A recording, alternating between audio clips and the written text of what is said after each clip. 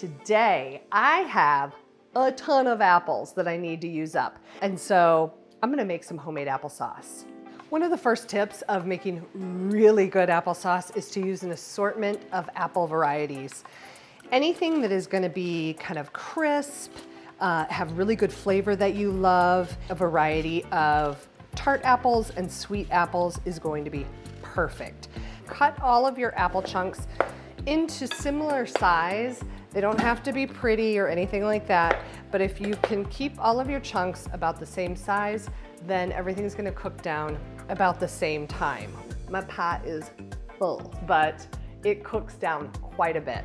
So I'm gonna turn this on to about medium heat, and I'm gonna add 1.5 cups of water.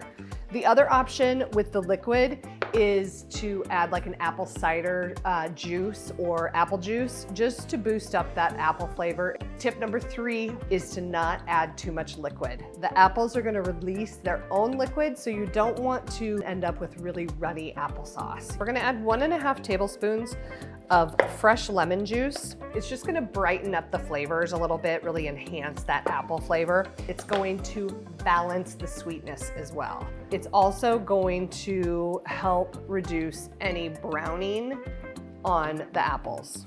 Then we're gonna add a 1/4 teaspoon of kosher salt, and I'm just gonna eyeball this. This is actually gonna enhance the sweetness.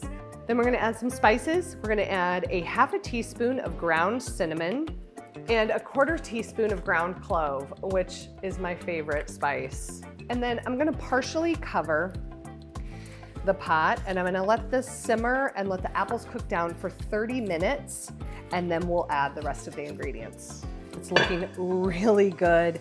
The apples are starting to break down. We're gonna add brown sugar instead of white sugar. It's just gonna add a better layer of flavor than the white sugar would. If your pot's looking a little dry at this point, you can add a few splashes of water because we are gonna simmer it with the lid off for about another 15 minutes.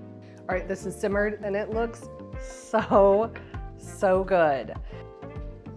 Oh man. I definitely want to save some out to serve as just like a dinner apples and cinnamon side dish. The other option, pop it in like a food processor or a really strong blender and blend it down so that you have more of like a commercial style applesauce. My mouth is watering so hard.